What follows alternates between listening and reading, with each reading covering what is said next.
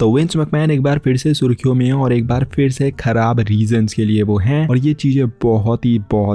ज्यादा डिस्टर्बिंग है। इनफैक्ट इसमें सिर्फ ब्रॉक लेसनर ही नहीं बल्कि अपेरेंटली इसमें ब्रॉक लेसनर भी इन्वॉल्व नजर आ रहे हैं। अब पहले तो मैं पूरा मैटर बता देता हूँ कि हुआ क्या है। तो गाइस WWE के एक फॉर्मर एम्प्लॉय है जिनका नाम है जेनर ग्रांट्स। इन्होंने विंस मैकमैन के ऊपर एक लॉ सूट फाइल कर दिया है और इनके लॉ सूट के अकॉर्डिंग कुछ एलिगेशंस इन्होंने जो है वो विंस मैकमैन के ऊपर लगाए हैं, जिसमें जॉन लॉरेनाइटिस भी इन्वॉल्व है और एक WWE का सुपरस्टार भी इन्वॉल्व है। सिर्फ सुपरस्टार नहीं, मैं बोलूंगा कि ह्यूज मेगा सुपरस्टार इन्वॉल्व है। तो बात यह है कि ये सुपरस्टार जो कि ब्रॉक लेसनर माना जा रहा है, हालांकि नाम उस लॉ सूट में मेंशन नहीं है कि ये ब्रॉक लेसनर ही है, बट ये बोला जा रहा है कि UFC सुपरस्टार है, WWE सुपरस्टार है, मतलब दोनों में उसने रेसल किया है एंड उसको रीसाइन करना था। तो हुआ क्या है, मैटर ये है कि इस लॉ सूट में जो लिखा है उसके अकॉर्डिंग मैं आपको बता रहा हूँ। तो उसके अकॉर्डिंग विंस मैकमैन ने जो फीमेल है इनको ये बोला था कि आप एक वीडियो, एक कंटेंट जो है वो तैयार करो और ये सेक्सुअल टाइप सा होना चाहिए और इस कंटेंट को विंस मैकमैन भेजना चाहते थे उस सुपरस्टार को जिसको विंस मैकमैन को रीसाइन करना था। तो ये कंटेंट उस फीमेल से बनवाया विंस मैकमैन ने और उसके बाद इस कंटेंट को भेजा गया अपेरेंटली ब्रॉक लेसनर के पास मैन को। तो रीसाइन करने के लिए जो कॉन्ट्रैक्ट होता है ना, उसमें डील्स होती है कि आपको ये भी मिलेगा वो भी मिलेगा। कॉन्ट्रैक्ट में बहुत सारी चीजें लिखी होती है। तो उस कॉन्ट्रैक्ट में ये भी एक चीज मेंशन थी कि भाई आपको ये भी चीज मिलने वाली है। अब जब ये वीडियो उनको भेजी गई ब्रॉक लेसनर को, तो ब्रॉक लेसनर को ये कंटेंट बहुत पसंद आया, ये फीमेल बहुत पसंद आई। तो ब्रॉक लेसनर ने इस एक डील को जब साइन किया, कॉन्ट्रैक्ट को साइन किया, तो उन्होंने ये चीज बोली कि भाई ये जो कंटेंट जो पूरे कॉन्ट्रैक्ट के अंदर ये जो चीज मेंशन करी है तुमने, ये बहुत ही ज्यादा सही है, बहुत तगड़ी है। मतलब इस पूरे लॉ सूट के अकॉर्डिंग ब्रॉक लेसनर को वो चीज जो है वो पसंद आई और ब्रॉक लेसनर ने साइन किया कॉन्ट्रैक्ट। उसके बाद ब्रॉक लेसनर का नंबर उस फीमेल को दिया गया, दोनों के बीच में चैट्स हुई, जिस चैट्स में ब्रॉक लेसनर ने उस फीमेल से कुछ डिमांड्स करी और वो डिमांड्स भी छोटी मोटी या ऐसी वैसी नहीं, वो कुछ डिस्टर्बिंग डिमांड्स है कि भाई तुम ये करके दिखाओ वो करके दिखाओ। और उसके बाद जब उस फीमेल ने वो चीजें करी, ब्रॉक लेसनर बहुत ज्यादा इंप्रेस थे और ब्रॉक लेसनर ने फिर एक प्ले डेट के लिए भी उसको बोला और वो प्ले डेट होने वाली थी, बट क्योंकि मौसम वगैरह कुछ खराब हो गया, जिस दिन बोला होगा तो उस दिन मौसम वगैरह कुछ खराब था, जिस वजह से वो चीज नहीं हो पाई। तो यहाँ पर ये सारी चीजें जो है वो उस लॉ सूट के अंदर लिखी हुई और इस फीमेल को इस तरीके से हरास आप कह सकते हो कि सेक्सुअली किया गया, फिजिकली भी किया गया, मेंटली भी किया गया, जैसा कि इस लॉ सूट में लिखा गया है। मतलब आप लिटरली कह सकते हो कि किसी सुपरस्टार को वापस लाने के लिए विंस मैकमैन ने एक फीमेल को ही मतलब ऑफर कर दिया उस बंदे के लिए कि भाई ले तेरे लिए फीमेल है, इसके साथ तू जो मर्जी कर, तू इसके साथ वीडियो कॉल पे जा, तू गलत वीडियो चैट पे कर, तू इसके साथ मिल, जो मर्जी तेरे को करना है वो कर। तो काइंड ऑफ एक फीमेल ही ऑफर कर दी एक ऑब्जेक्ट की तरह एक सुपरस्टार को रीसाइन करने के लिए। तो ये एलिगेशंस लगे हुए हैं, ये उस लॉ सूट में मेंशन है और सिर्फ यही चीजें नहीं बल्कि और भी बहुत बुरी चीजें जो है वो उस फीमेल से करवाई गई, जैसा कि उसने अपने लॉ सूट में मेंशन। और हाँ, एक और इंपॉर्टेंट चीज, अगर तुमको लग रहा होगा कि सिर्फ यही एलिगेशंस लगाए गए हैं या फिर यही सब है इस लॉ सूट में लिखा हुआ, तो ऐसा बिल्कुल भी नहीं है। मतलब मैंने सिर्फ तुमको मान लो कि 20-30% ही बताया है जो एलिगेशंस इनके ऊपर लगाए गए हैं, जो उस फीमेल ने उस लॉ सूट में लिखा हुआ है, मेंशन किया हुआ है, वो बहुत ज्यादा डिस्टर्बिंग है, जो कि मैं यहाँ पर तुमको बता भी नहीं सकता हूँ। अब इन सारी एलिगेशंस के बाद, इस लॉ सूट के बाद TKO जो कि WWE और UFC दोनों कंपनी अब हैंडल कर रहा है, उसकी तरफ से एक स्टेटमेंट भी आ चुकी है, जो कि उसने ये साफ कर दिया है कि विंस मैकमैन इन सारी चीजों को गलत बता रहे हैं और विंस मैकमैन डिफेंड करेंगे अपने आप को। अब इन एलिगेशंस के बाद ट्विटर पर ऑब्वियस सी बात है कि क्योंकि ब्रॉक लेसनर भी इन्वॉल्व है, तो ब्रॉक लेसनर की फैन फॉलोइंग बहुत तगड़ी है, तो ब्रॉक लेसनर को डिफेंड करने भी लोग आएंगे और काफी लोग ब्रॉक लेसनर के अगेंस्ट में, विंस मैकमैन के अगेंस्ट में भी बातें कर रहे हैं उस लॉ सूट का सपोर्ट करते हुए। अब काफी लोगों का ये मानना है कि ये सारी जो चीजें की गई है ये विंस मैकमैन ने पहले भी करी है, बहुत सारे एलिगेशंस प्रूव भी हुए हैं, तो विंस मैकमैन ऐसा कर सकता है, काफी बिलीवेबल लग रहा है। दूसरे लोग ये बोल रहे हैं कि ब्रॉक लेसनर की भी पर्सनैलिटी कुछ ऐसी वैसी है, मतलब वो कर सकता है ये चीजें, तो ब्रॉक लेसनर को मतलब मान रहे हैं गिल्टी ऑलरेडी, जो कि मानना तो नहीं चाहिए वैसे, क्योंकि अभी ये केस चलेगा पूरा तो उसके बाद पता चलेगा, बट यू नो कि ट्विटर पर लोग कहाँ तक चले जाते हैं। तो ये एक साइड आ रही है जो कि इन लोगों को गलत बता रही है, दूसरी साइड ये भी बता रहे हैं कि भाई ये फीमेल जो है, ये 21-22 की स्टोरी है, तो उसने जो विंस मैकमैन ने उसको गिफ्ट्स दिए थे। अब हाँ, एक और चीज जो मैं बताना भूल गया कि विंस मैकमैन इस पूरे दौरान उस फीमेल को बहुत सारे महंगे गिफ्ट्स भी देते थे, जो कि वो रिसीव करती थी, और ये